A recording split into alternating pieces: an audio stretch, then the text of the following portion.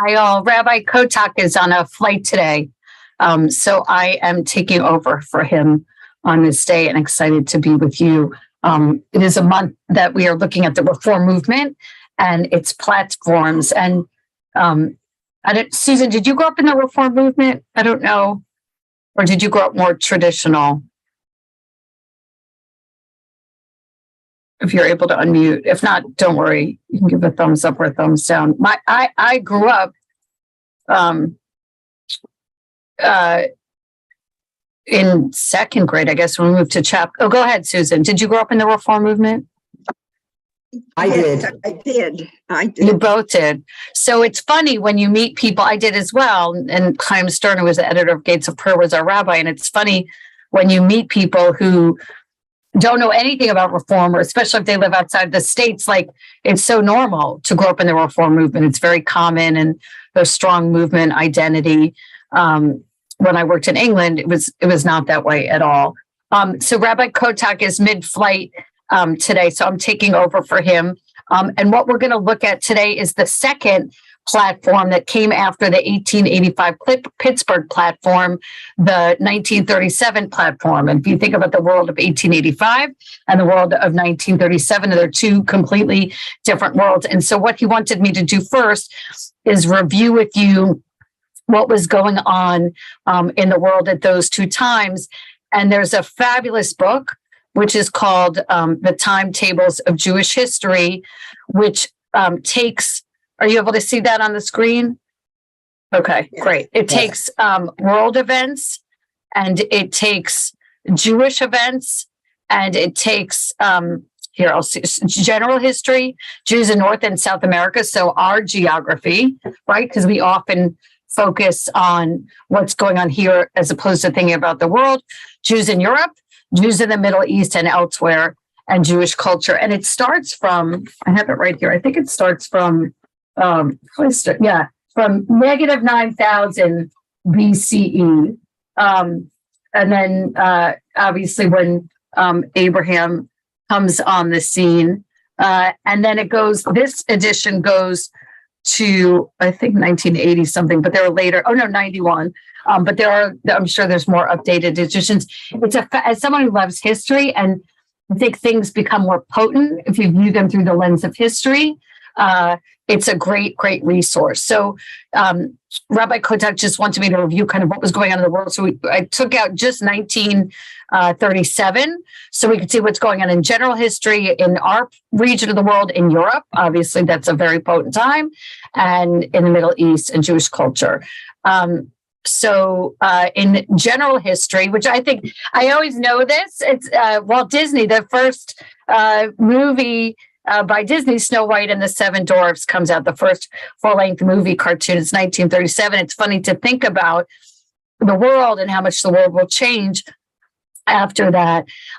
In our part of the world, Moshe Feinstein is an Orthodox rabbinical leader, but he comes to the States and he has to navigate modern society and modern science with orthodoxy. And that will be a big, in that period of time, because between 1885 and 1937 is a huge period of time. I mean, think of how many Jews were in America in 1937 and how many Jews were in America in 1937 to 1985.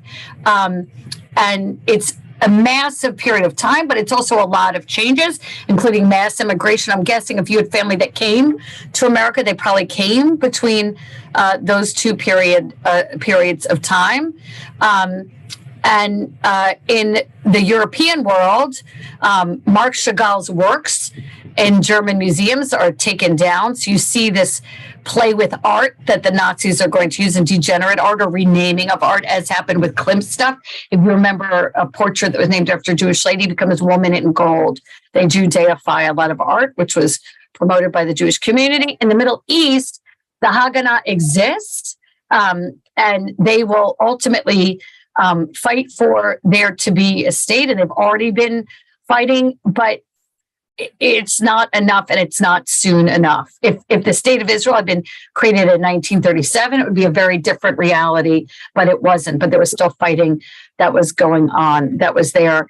As we move on to Europe, you see that there's a lot of Polish anti-Semitism that is being promoted by the governments. And it's so ironic. We had a speaker here on Sunday who talked about like the complexity of Poles and Jews and Jewish perception of Poles.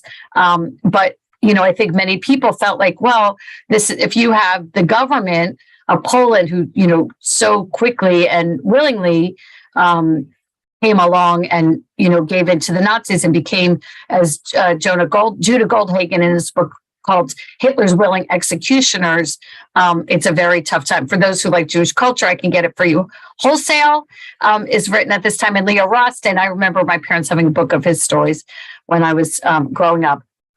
In 1937, as the year begins, you have Soviet leaders arrested by Stalin. Remember, Soviets start out the war on one side and then move to the other side. In March, the one before was in the beginning of 37. Pope Pius comes along and does not mention or criticize anti-Semitism. This will be a problem for the church that will continue during the war.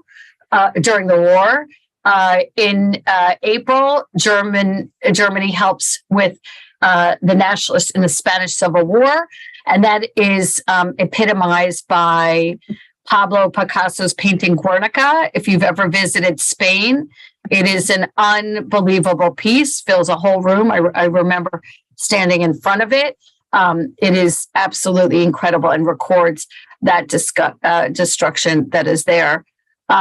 Neville Chamberlain becomes Prime Minister of Great Britain. And the CCAR meeting in Columbus, Ohio, they like their Midwestern cities, comes up with the Pittsburgh platform that we're going to look at today. The Jewish Museum in Berlin holds an exhibit. And if you saw in their earlier numbers, there were 12,000 yeshiva students in Poland. All these numbers will change tremendously.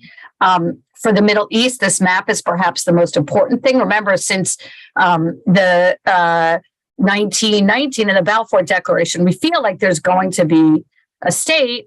The Peel Commission recommends the partition of Palestine into a Jewish state and an Arab state and a British enclave around Jerusalem, Bethlehem, Lod, Ramla, and Jaffa. The British government issues a white paper improving the commission's recommendations. The Zionist leadership welcomes the plan, and the Arabs reject it. That's there. Excuse me, can you put that chart back on the screen? Oh, I'm sorry. Thank you.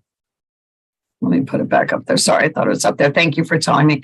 So if you remember, a lot of the proposals, even until Truman after World War II, included like not full Jewish control of the land, that would be an overseen state. So this is almost like if this had happened then, how much greater that would have been. And there were actually proposals after World War II. So 3, 5, 8 years later, 9 years later, that were 10 years later, 11 years later, that were more restrictive of Jewish control. If this had only passed in this year, it's very painful that it didn't. Niemöller is arrested at this same time. He is the one who wrote first they came for the Jews and I did not speak up because I was not a Jew. Then they came for the Catholics. I did not speak up because I was not a Catholic, and so on. And then they came for me, and there was no one to speak up for me. Already Buchenwald was open in 1937. Remember, the Nazis first would kidnap political prisoners. And if you remember Kristallnacht, which will be 1938, November, the 75th anniversary, 85th anniversary this year, which is remarkable to believe, they have a place to put the people they round up on that night, which means that these camps have already been built. Hezkel Kaufman emigrates to Palestine. He's a famous biblical scholar, and he knows to leave Europe. There are others that know to leave Europe at this time. British Mandate Palestine, which is what it's called, is a tough place to live, but it is better to be there in Europe, in his point of view. By October 1937, you have anti-Jewish riots that are inspired by Nazis. In December 37, you see things that ultimately will be the harbinger of what is to come, with Japan now weighing in and sinking a U.S. naval gunboat, and in Romania, an anti-Semitic fascist coming to power that's there. So that's the world at the time and world history at the time. Did I not share that again? Oh my God, I'm so sorry. Okay. I will do that next time. So you have the world. So you have the 1937 world, which is a world with a lot of transition that's going on. It's a big difference from 1885. There's way more Jews that live in this country. And by 1937, it depends where you are and what you're doing. You can meet American Jews who've already been here 4 generations, and families are like, it's amazing how many, funerals as you were, like the grandfather was a dentist and the granddaughter is a dentist. Now to have a grandfather that's a dentist that's, in their 90s in America, it's a big deal. It means they were able to get into school and go. So things were changing. For the Jewish community, what happened is you needed a new platform in 1937 because there were some major changes, and you'll see them as we go through that Pittsburgh platform.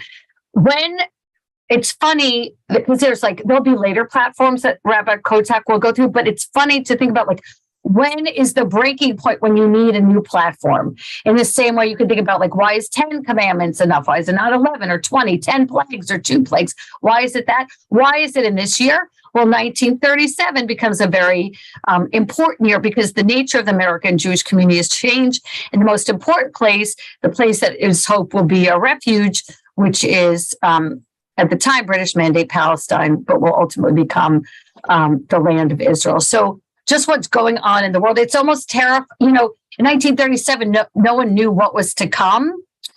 And it's amazing the horrors of what were to come. And this platform was written at this time. A lot of this was driven by a rabbi in New York, Stephen Wise, who was actually at the UN vote for the partition plan, very Zionistic. You had 2 rabbinical schools, as Rabbi Kotok mentioned last time, you had the Hebrew Union College, based in Cincinnati, and the Jewish Institute of Religion, based in New York. Jewish Institute of Religion was also a Reform Seminary. My Rabbi Chaim Stern went there. His cousin, Sidney Brichto, who ended up being a big leader in the British Jewish community, went there. It was more Zionist. Remember, the American Reform movement says this is our homeland, and this is where we will focus. And JIR was more Zionistic. Ultimately, the two will merge because we're not going to have that disregard for Israel. What is so interesting is people who either don't like Reform Judaism or are critical of Reform Judaism always bring up the anti-Zionism piece of it. It's as if we've learned nothing since. It's the same when people see it, they're like, "Oh, you have female rabbis in Reform?" Yeah, it's only been 55 years. So it's the same with the Zionism. It is Zionistic, but people who like to think we're not enjoy that. Okay, so let me share the 1937 platform again. As we know, a very potent year, and as often happens, these platforms are put together at CCR conferences, rabbinic conferences. There was actually a Miami one that Rabbi Kotok will probably bring us through later. So, Lori, will you start with the first paragraph here in view? Oh, I got to unmute you. Sorry. I'm going to ask you to unmute.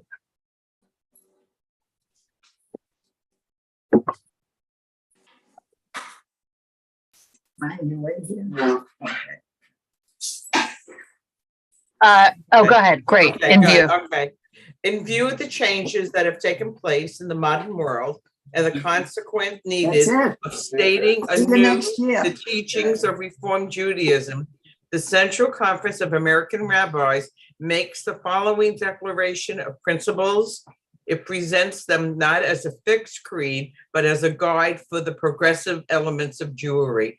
Now, there were elements of 1885 that were very almost mosaic, in that they knew they needed to say things that would ensure the Jewish future. It was an establishment of this idea of creating a platform. It is clear from this open paragraph that they want you to know that in the same way that they are revisiting 1885, that this may be revisited again. And if you think about the world of 1937, I mean, hindsight is 2020, but even at that time, it may have felt intense. And I heard a Holocaust survivor speak yesterday to a program we do at Glen University, and he talked about his whole childhood was filled with fear, and he was born in 1937. So was my dad, actually. So that this was just a fearful time if you were living in Europe. Although even as a Jew in America, I don't know how much security there was for the American Jewish community even, but it was a time of fear. And so what they want to establish from the beginning is that this will be a document that may be able to change again.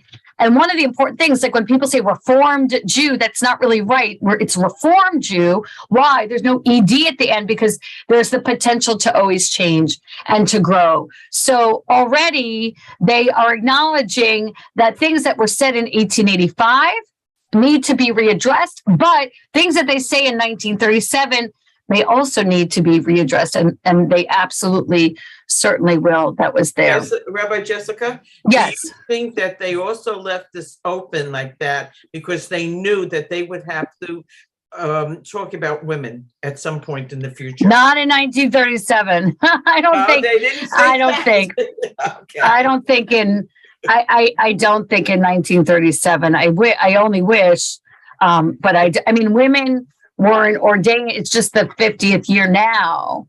So, I mean, after I was born, they figured at some point in the future, we're going to have to address them. No, I think there were so many spaces that women yet weren't allowed into, in terms of even, the secular world, that I think that is not, I think they were far more worried about fascism, and the war, and would America enter the war? And also you have to remember, and this is a big feature of the American Jewish community. And if you're I don't know how many of you are Western European or Eastern European or not European at all in terms of your origins. Western European Jews and Eastern European Jews are in America even so different. So Western European Jews from Germany, Austria, have a more I don't know. I'm Eastern European, so to me it was like a fancier thing. I remember my ex-husband's grandmother.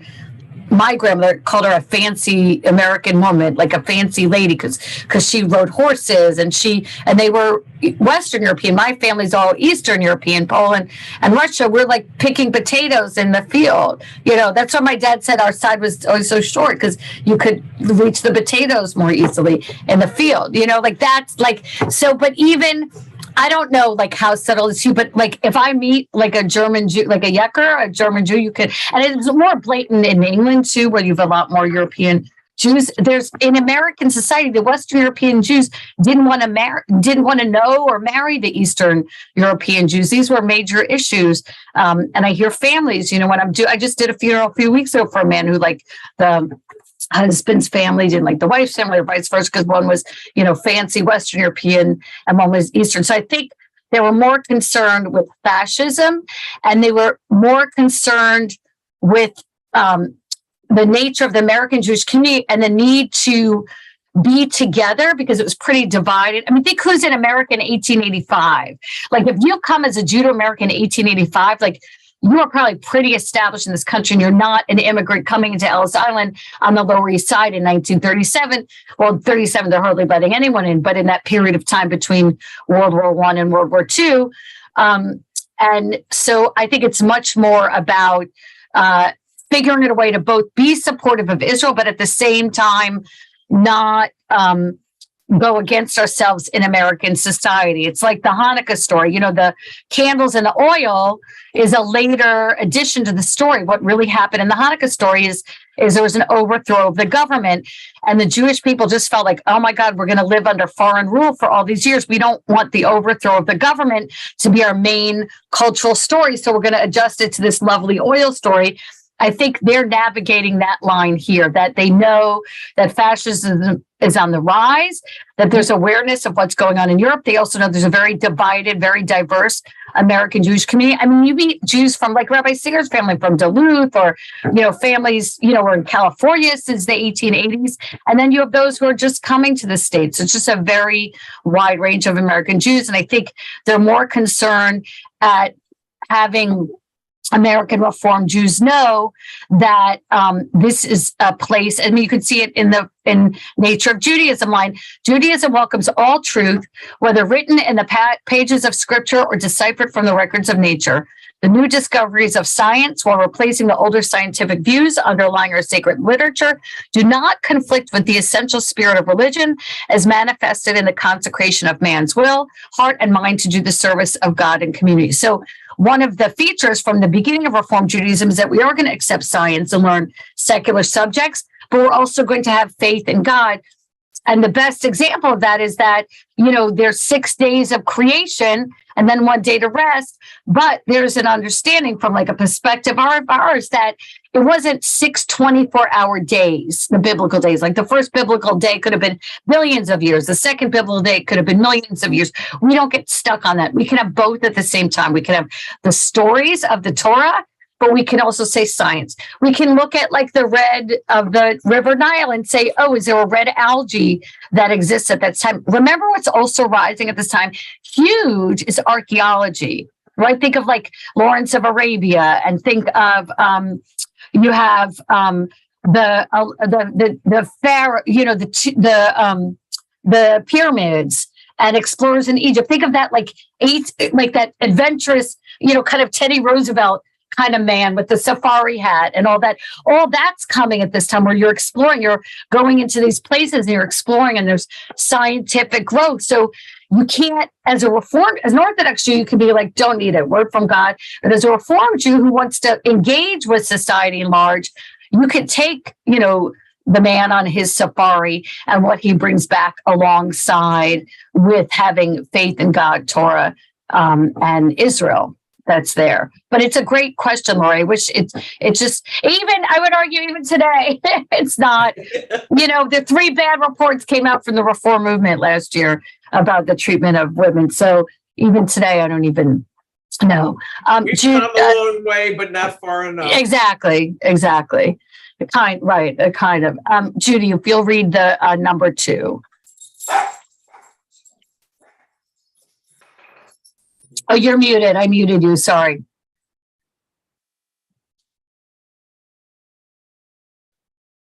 I'm going to ask you to unmute. You're still muted. Can you unmute? Go ahead. All right. Yeah. God, the heart of Judaism and its chief contribution to religion is the doctrine of the one living God who rules the world through law and love. In him, all existence has its creative source and mankind its ideal of conduct. Though transcending time and space, he is the indwelling presence of the world. We worshiped him as the Lord of the universe and as our merciful Father. Okay. This is not rejecting God, which is very important in a society that has been through a depression and World War I that is very difficult, that has in America that's not providing all freedoms, but certainly more freedoms. And the fact that there is a belief in a greater power of God is very, very important to articulate in this place, because one of the things that will happen between 1885 and 1937 is the ability for a Jew to be able to go about in society as it is writ large. And what this is saying is that it doesn't matter where we are in this society, that we will still make sure that there is a place for belief in God and Judaism. Now, what's interesting is if you think about, you know, I'm able to see teenagers and what they say and, you know, how they think about things. They definitely struggle with the way their God belief is that exists. But this is a document, I think, for adults, for grown-ups, that the way that I'm just comparing it to the text that we read last week. And I think that this is one of the few places of change. We will see of little change here. And we recognize in every religion an attempt to grasp the infinite, and in every mode, the consciousness of the indwelling of God and man. While Judaism presents the highest conception of the God ideas taught in our Holy Scripture. So it might use different language, but this is one of the places, I think, where there is little change, as is with the second paragraph, with the third paragraph, which is about human beings as beings created in the divine image. Here in number 4, we have an acknowledgement of the way that Torah will play out in one's life. The biggest divider, of course, that will come between the Reform movement and the Orthodox movement is the carrying out of the mitzvot, but not a full rejection of Torah. So, Steve, will you read number 4? God reveals himself. God reveals himself not only in the majesty, beauty, and orderliness of nature, but also in the division and moral striving of the human spirit. Revelation is a continuous process confined to no one group and no one age. Yet the people of Israel, through its prophets and sages, achieved unique insight in the realm of religious truth. The Torah, both written and oral, enshrines Israel's ever-growing consciousness of God and of the moral law. It preserves the historical precedents, sanctions, and norms of Jewish life, and seeks to mold it in the patterns of goodness and of holiness. Being products of historical processes, certain of its laws have lost their binding force with the passing of the conditions that called them forth. But as a depository of permanent spiritual ideals, the Torah remains the dynamic source of life of Israel. Each age has the obligation to adapt the teachings of the Torah to its basic needs in consonance with the genius of Judaism. So what's important, again, is not only the places where they choose to differ from the original platform, but the places where they choose to be the same. And even though it is different wording, the importance of God and of Torah are not taken out of this document. They might choose different words. The concept of science and the possibility of science taking a play in this was more groundbreaking in 1885, right? That was a big change, and that would be the place that would take the Reform movement away from Orthodoxy. Ultimately, will not be Torah or God, but food that actually leads to the conservative movement, because there's a treifa banquet that happens soon after, where the Reform rabbis are gathered at the annual convention, and shrimp and pork are served, and a group of rabbis walk out, and they're the ones that start the conservative movement. But the Reform movement is never changed from belief in God and belief in Torah. And that's really important to think. It's no one can ever say, oh, like the central tenet of Reform Judaism is to eat bacon. It's not that. It might say, oh, you choose to eat bacon, right? As a Reformed Jew choice through knowledge, you've decided, but that's your decision. But there's nothing here about like, go ahead and eat bacon. Instead, the important things are God and Torah. And Israel, the one place where we were away from the other branches of Judaism, we actually backpedal and come forward. And that's the place that we're going to get to now. I'm just going to read to you the text in the 1885 platform and just listen to this, and then we'll read the Israel section. So it's really important to know that the places where we choose to reaffirm God and Torah, and the places where we choose to change. And it also says a lot about the leaders of the Reform movement and an impressiveness of them, that they can say, okay, we're changing.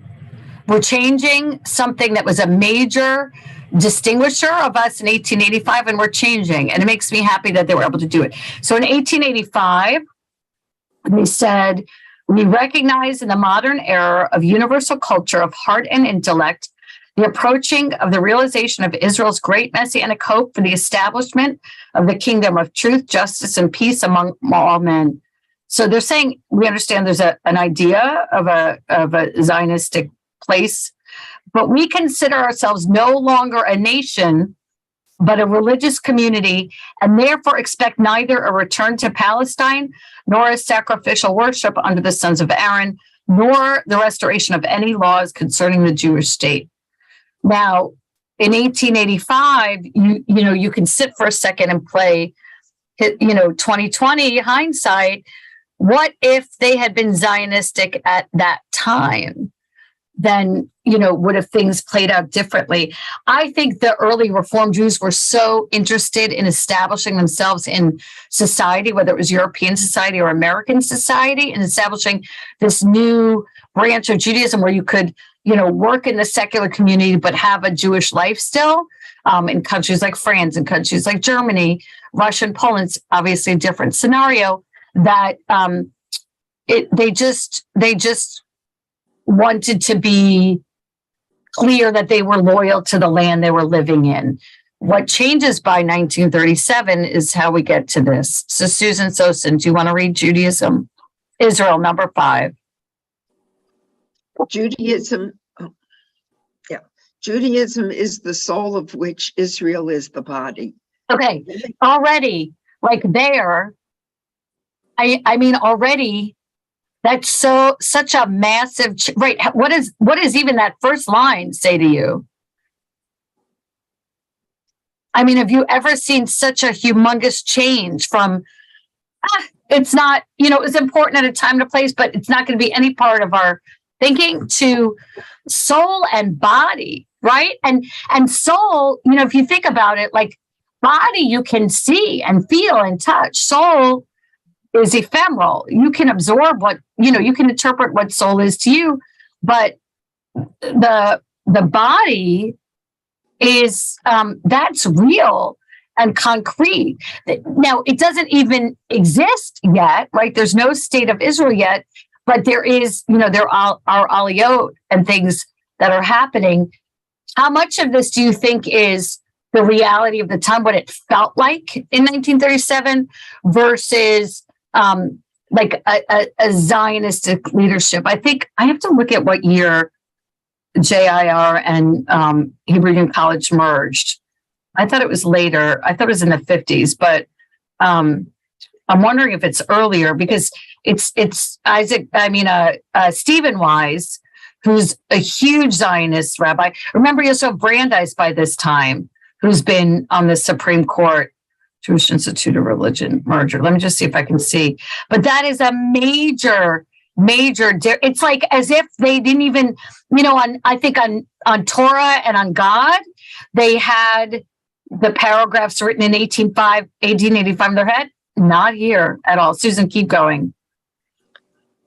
Living in all parts of the world, Israel has been held together by the ties of common history and above all by the heritage of faith. Though we recognize in the group loyalty of Jews who have become estranged from our religious tradition, a bond which still unites them. Whoop, I lost, wait a minute. I touched the screen and I lost where we were. Okay, 1 minute. Okay. Sorry about that. That's okay.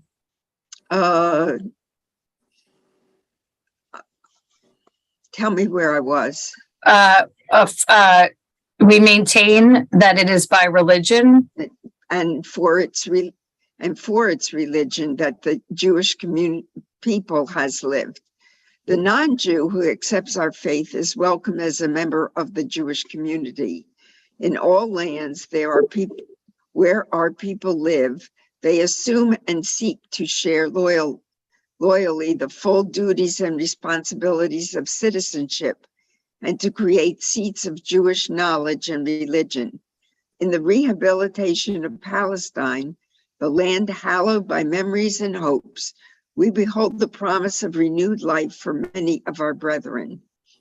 We affirm the obligation of all Jewry to aid in its upbuilding as a Jewish homeland by endeavoring to make it not only a haven for refuge for the oppressed, but also a center of Jewish culture and spiritual life.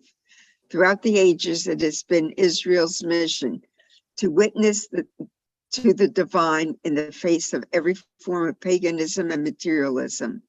We regard it as our historic task to cooperate with all men in the establishment of the kingdom of God, of universal brotherhood, justice, truth, and peace on earth. This is our messianic goal. Okay, so this is powerfully different. A couple things to think about. In 1937, where is the impact of Jews on the culture of America writ large? You have the Hollywood studios, right, that have been established, a lot established by Jewish communities. Brandeis does not come off the court till 1939.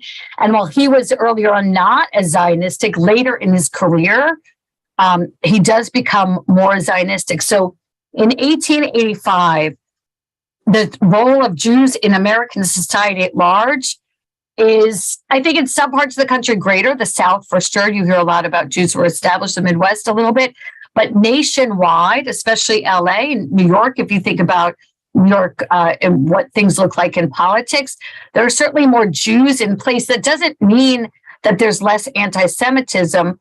But by this point in time, you're able to not worry about becoming part of American society.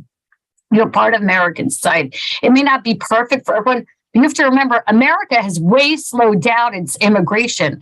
So in the late 1800s, early 1900s, with the break after World War I, then a little bit after, there are lots and lots of Jews coming in. There's been a great slowdown of which is part of the problem of the story, so that Jews have had time to assimilate. They're not competing with the other immigrants.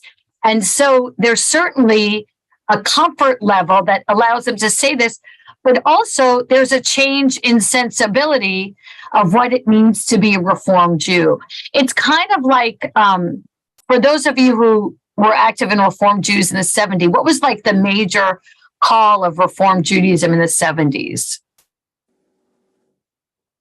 It was social justice, tikkun olam, in early 80s. Like that's what it was. And then what they saw is you had all these kids who didn't know Hebrew, who weren't able. The Hebrew in college didn't require at the Cincinnati camp. I don't know if they do not do anymore, but use of Hebrew in your thesis, because that's like originally more classical reform. Though I don't think they would say that today.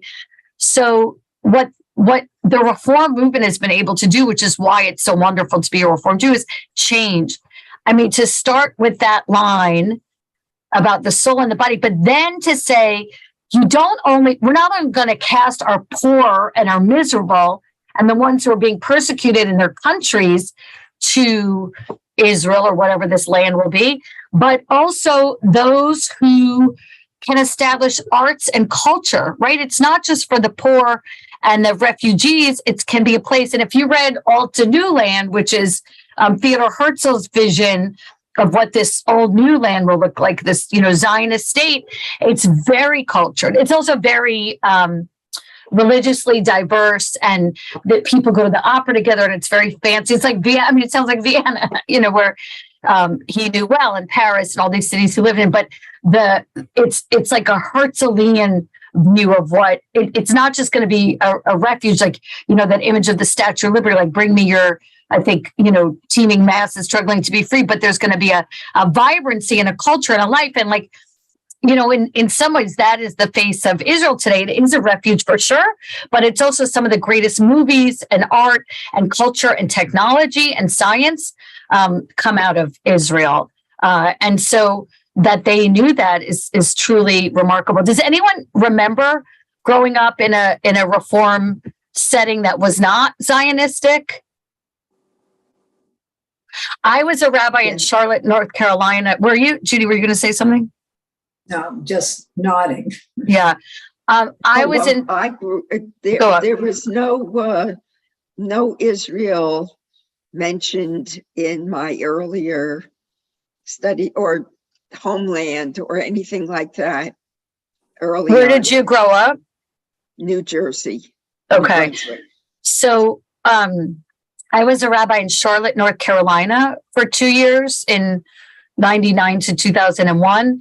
And so I'd grown up in New York. I'd grown up with the rabbi who was the editor of the Reform Prayer Book, Chaim Stern. Jeff Klepper, who's a well-known cantor, was our cantor for a little bit. So it's a Louis Kahn synagogue in Chapel, New York. This one of this very well-known, I didn't appreciate it at the time. It was just wood to me, but now I appreciate it. Wooden synagogues, which were destroyed in Poland. If you were here on Sunday and learned from the lecture. So I grew up, it was the most normal thing in the world to be a Reform Jew. In Charlotte, I encountered for the first time the idea of classic reform, which were people who were arguing for no Hebrew in services, no, lack of Zionism. They go by that 1885 platform. It's really interesting to me. It's not it's, what are you willing to what hill are you going to die on? Like, I don't find that a noble hill to die on, to keep classical Reform Judaism. But for these people who are classical Reform, whose, parents and grandparents had taught them this, for them, they were very vehement about that. And I think there's probably still, in some sections of the country, small groups of people who are classical Reform. So they still exist. They still go by that 1885 platform and believe in that and view themselves as classical Reform, including this piece about Zionism. It was very odd to meet people and talk to people like that, but they're all part of your community, and you do. It's a big education. Southern Jewry overall is a really interesting thing. Let's go on. Say that go I on. think Sorry. that the reason is that I grew up in the 40s and 50s, and it was a different mindset than the 60s and 70s. So how does that apply to this conversation? Help me just dig a little deeper. Well, in talking about Zionism and Israel and the Second World War was going on, and that was not. It was just discussed having a homeland. Yeah, I see what you're saying. It's interesting. I'm doing this for my 8th graders later. I want to show you this picture. This is, I think, even Israel. Wait, hold on. From current slide. Let me see. Where are you, slideshow? I want to get it on the screen. I have a question. Can you see that? Go ahead. Yeah, go ahead. It's accepting of people who want to become Jews, and was that something before, or was that also in the 1885 platform, or was this a new something that was fairly new? I mean, it's been since Ruth, in the book of in the book of Ruth, that Judaism has that they actually come out and say it. Okay. It's not important. I'm just curious. Yeah. It's been since the time of Ruth that Jews have, if they come out and say it, let me look. I will look after. Let me look after. Okay. So getting back to Susan's point about when we talked about this and when we didn't, what you have, it's also culturally what's going on at the time of our lives and what's going on in the States. So in the 50s and 60s versus the 70s and 80s, right? You have, in some communities, amazingly huge Zionism and devotion to Israel and visiting Israel. You have people leave their homes and fighting in Israel and doing that. But even by, and I share this particular picture, this is from an interview with Golda Meir right before she died, when you have her post-73 war, which was a war that she was criticized for a lot for.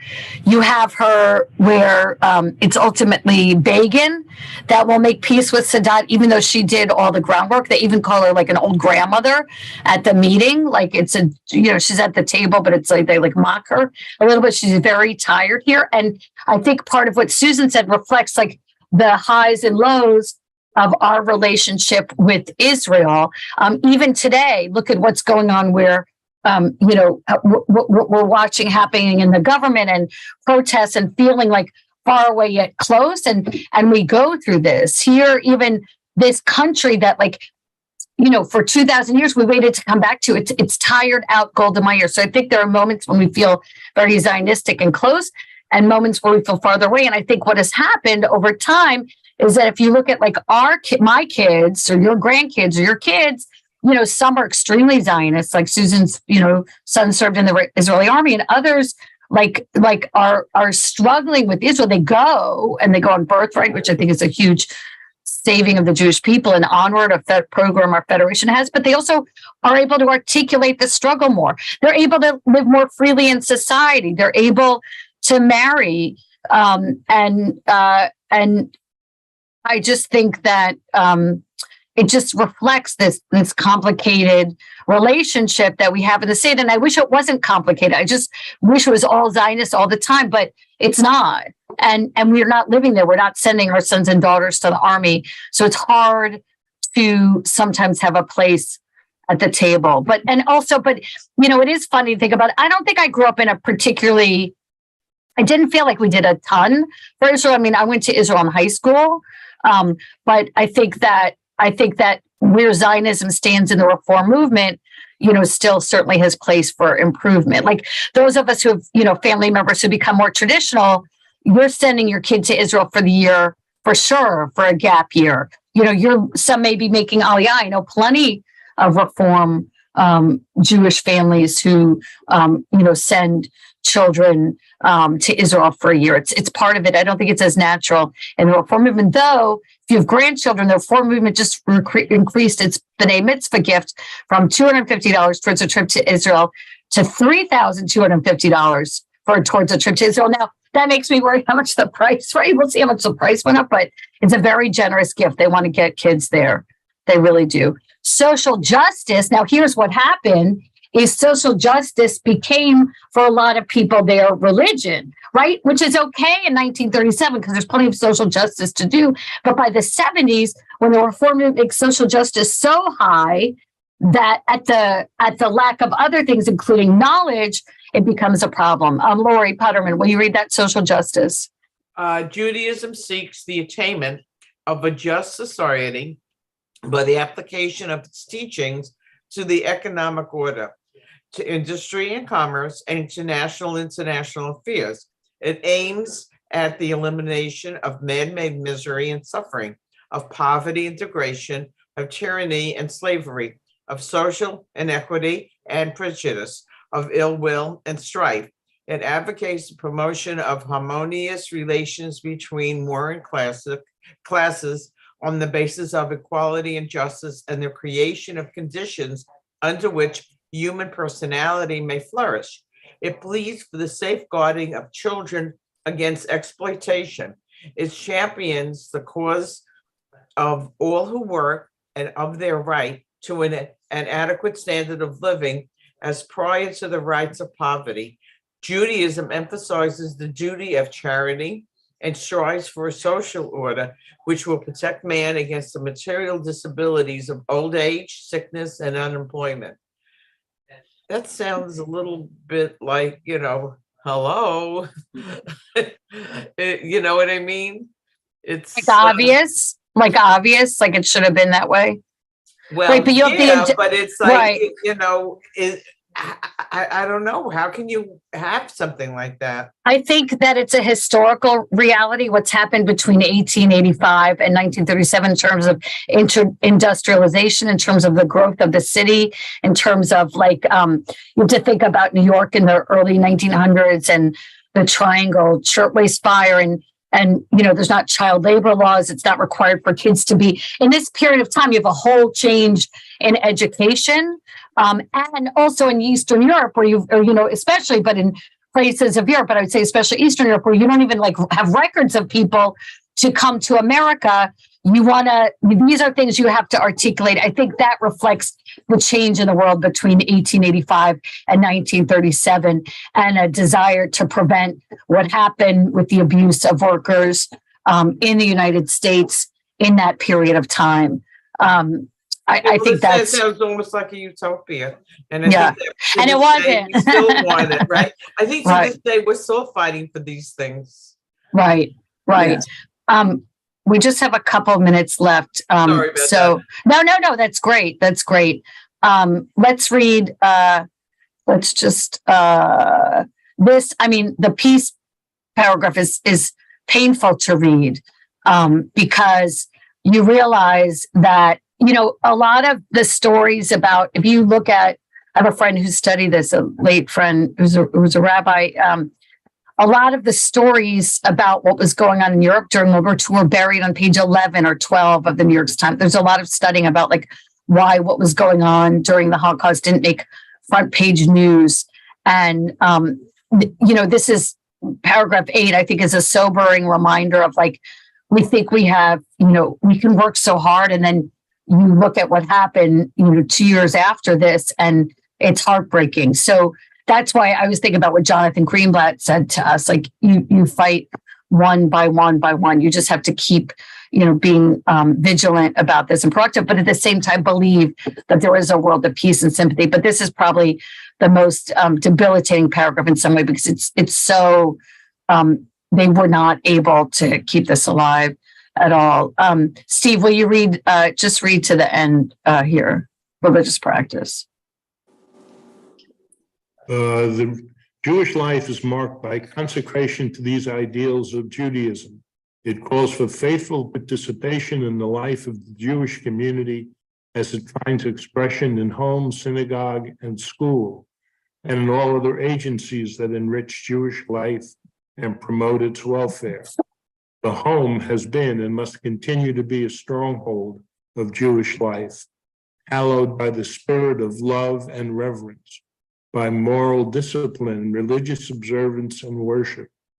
The synagogue is the oldest and most democratic institution in Jewish life.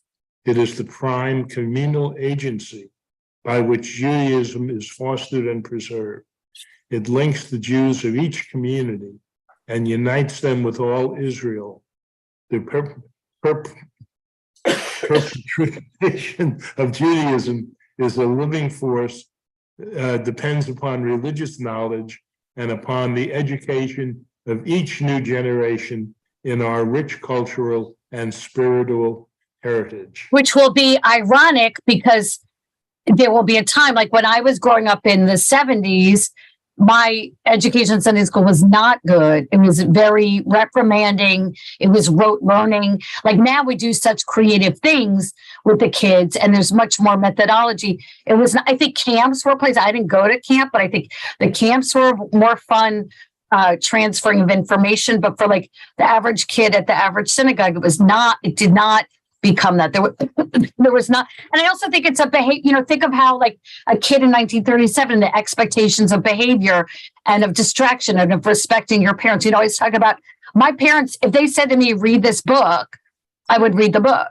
Like if they said, like, I'd like to read, and if they recommend, my kids forget about it. Like there's no way. And they have this, right? They have this, so they'll be able to be distracted. So I think this was a hope of education, but I think the Reform synagogues take a long time to figure out like what's important, what's not. And, and this is a big discussion till this day. Does Hebrew matter? I mean, what's your opinion? Do you think Hebrew fluency matters or not for a Jew, whether they're Reform or not? Absolutely. Well, what do you mean by fluency? Like, so I promise you, like, if you could read a lot of our texts in Hebrew and understand them in Hebrew and listen to Israeli music and read Israeli poetry in the original Hebrew, it would have a resonance that it just doesn't have in going through someone else. Keep reading. Yeah, I wish. Judy, do you want to keep reading? Prayer is the voice. Where are we? Prayer is the voice of religion. Yeah. Prayer is the voice of religion, the language of faith and aspiration. It directs man's heart and mind Godward, voices the needs and hopes of the community, and reaches out after goals which invest life with supreme value.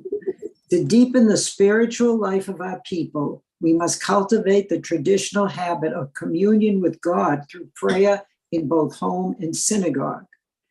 Judaism as a way of life requires, in addition to its moral and spiritual demands, the preservation of the Sabbath, festivals, and holy days, the retention and development of such customs, symbols, and ceremonies as possess inspirational value, the cultivation of distinctive forms of religious art and music, and the use of Hebrew together with the vernacular in our worship and instruction. So when Alana Arian was here 2 Friday nights ago, and she sees Reform synagogues all over the country, she's a product of the Reform movement. Her parents are Reform rabbi and a Reform cantor.